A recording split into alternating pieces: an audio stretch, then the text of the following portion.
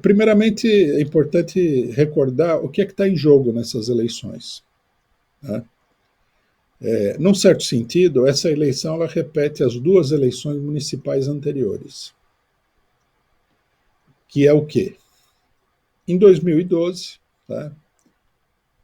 Que é a campanha eleitoral onde a burguesia vai usar a, o julgamento farsa do mensalão contra dirigentes do PT para manipular a eleição e preparar o golpe que viria, que eles achavam que ia se dar através de uma vitória eleitoral em 2014, né? Mas não ocorreu, a Dilma acabou saindo vitoriosa, e que acabou ocorrendo 2 anos depois, em 2016.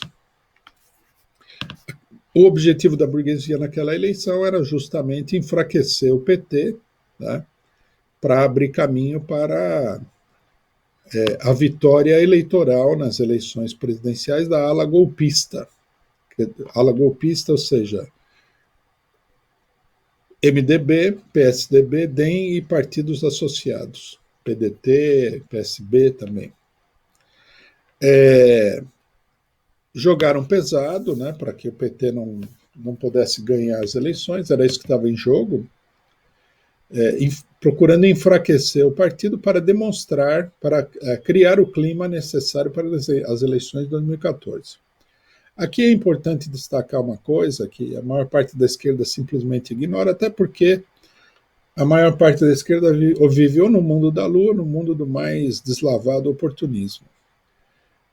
A eleição municipal, ela não tem uma relação direta com a eleição presidencial, que é um equívoco que todo mundo comenta. A eleição municipal é uma eleição paroquial, ela é muito mais controlada pela burguesia do que a eleição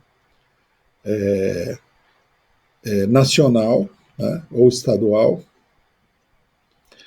E ela serve, logicamente, para fortalecer os partidos burgueses. A esquerda brasileira nunca teve maioria nos municípios, né? Nunca passou de ser uma minoria. O PT, no seu melhor momento, tinha aí, se não me engano, se não me falha a memória, menos de 20% dos municípios, né? No seu melhor momento. Isso daí não impediu o PT de ganhar a eleição presidencial em 2002, 2006, 2010, 2014 e chegar no segundo turno da eleição de 2018, apesar de que nas eleições municipais, né, em geral, o PT, nessas eleições municipais que nós estamos mostrando aqui, em todas, o PT sempre perdeu as eleições, né? Em alguma conquistou uma posição um pouquinho maior, é o caso da famosa eleição de 2004, né, onde o PT já no governo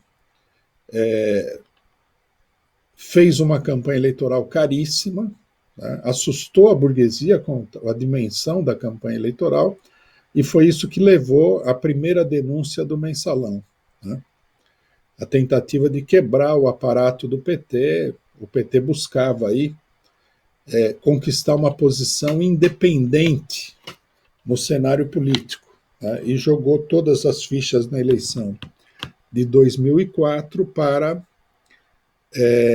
tentar se constituir aí como um partido, digamos assim, hegemônico na situação política nacional.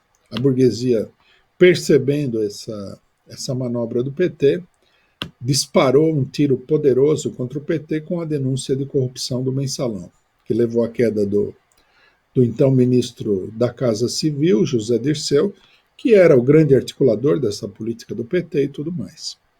Aí o PT se viu enfraquecido, isso conduziu à eleição, à aliança do PT com o MDB, né, no período subsequente. Na eleição de 2012, o PT ainda conseguiu um importante resultado, que foi a eleição do Fernando Haddad em São Paulo. Lembrar que naquela época o Haddad sempre apareceu em terceiro na pesquisa eleitoral e acabou indo para o segundo turno, né? Só para lembrar que essas pesquisas eleitorais em São Paulo, elas são todas fajutas. Em 2014, em 2016, que foi a primeira eleição municipal depois do golpe, a esquerda teve um retrocesso. Já não é que ela não conseguiu ser majoritária, ela teve um retrocesso extraordinário. O PT, que estava repleto aí de oportunistas da pior espécie, perdeu uma série de elementos municipais. É importante notar que na eleição municipal é onde se dá a maior parte do fisiologismo da política nacional, né? Os partidos como o PT, para crescer artificialmente a sua posição política no país, eles incorporam elementos de direita, elementos sem ideologia nenhuma, oportunistas, gente que não tem nada a ver com o interesse popular, para aumentar o número de vereadores e tudo mais. Que isso é uma ficção, a gente pode ver pelo fato de que essa máquina, né, municipal do PT, em 2014 e 2016, não se mobilizou para defender o partido do golpe, minimamente. Pelo contrário, foram os primeiros a capitular diante do golpe, e para as eleições de 2016, eles simplesmente mudaram de partido, foram para os partidos da direita. O PSOL também usa a mesma política, né? Nós vimos que no PSOL tem candidato que é latifundiário, que combate o MST, que tem candidato bolsonarista, que tem candidato que é financiado pelo Armínio Fraga e pelo Banco Itaú, tem de tudo, né? Tem candidato, tem o Boulos, que visivelmente é apoiado pela imprensa burguesa, tem os candidatos do Rio de Janeiro, que são apoiados pela Globo, não nessa eleição, porque eles não têm chance de ganhar. O Marcelo Freixo abdicou da candidatura dele para facilitar a vitória do Paes, né, contra o Crivella. Mas quando o PSOL, eu vi uma mensagem hoje que a população, não sei o que, exaltando aí o poderio do PSOL. O PSOL é o terceiro partido que o povo mais quer, né? Isso daí não vale nada, né? É importante a gente destacar isso daí.